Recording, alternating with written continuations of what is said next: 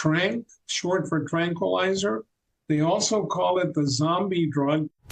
Exactly a year after KOB4 first warned you about a new concern with the fentanyl crisis, our state is seeing it play out in our communities.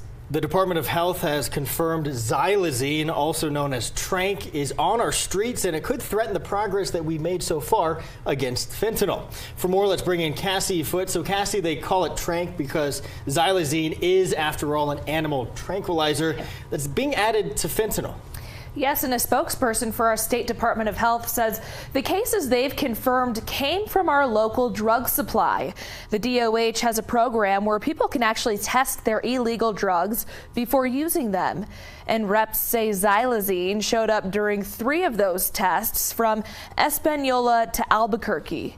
But tranq was on KOB4's radar a year ago because of what law enforcement was already seeing in parts of our state. The supply of illicit fentanyl in our state just became more dangerous. The New Mexico Department of Health confirms it could now be laced with xylazine, a large animal tranquilizer commonly referred to as tranq. It's wreaked havoc in cities like Philadelphia.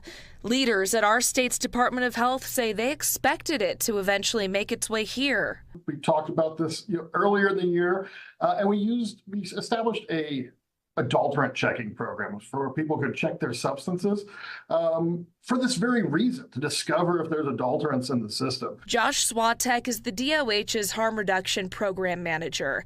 He says 3 samples of fentanyl recently tested positive for tranq. We're just monitoring the situation right now, advising people and training people about what to do in the event that their substances have xylazine, or if you're treating or working with someone that has showing signs of those health consequences associated with xylazine. Mike Vigil is the former chief of international operations for the DEA and lives in Albuquerque.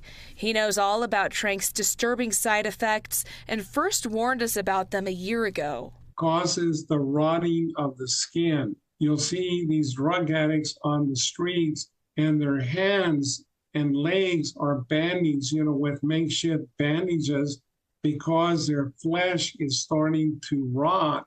And that can lead to amputations and then lead to death. Vigil says mixing fentanyl and tranq makes the high more intense for longer. And it seems like every year, these drug traffickers are coming up with more and more powerful drugs. And again, the users don't even know what they're consuming. It also makes the fight against fentanyl more complicated. Tranq's not an opioid, so Narcan or naloxone doesn't reverse its effects. Swatek recommends using it anyway. So typically with just fentanyl, someone administered naloxone, they pop right back up. But in this case, if there's xylazine on board, they might start breathing again, which means that the fentanyl was the naloxone did its job with the fentanyl, but the tranquilizer is still having its impact. So they might not be awake yet.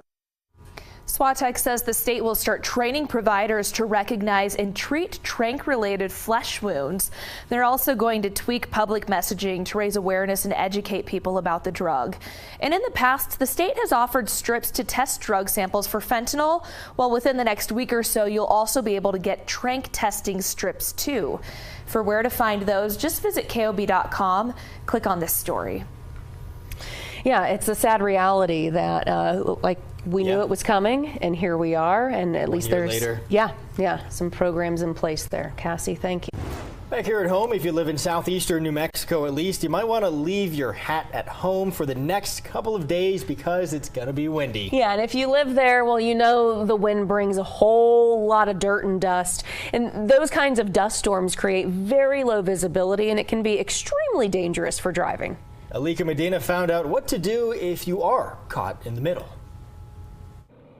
If you live in southeastern New Mexico, chances are you've gotten this alert. Be ready for sudden drop to zero visibility, quite a bit. The National Weather Service says when there's a dust storm or brownout conditions, the best thing to do is pull off the road, turn off your lights, keep your foot off the brake, and stay inside the car. If you stay on the road, keep your lights on. You don't want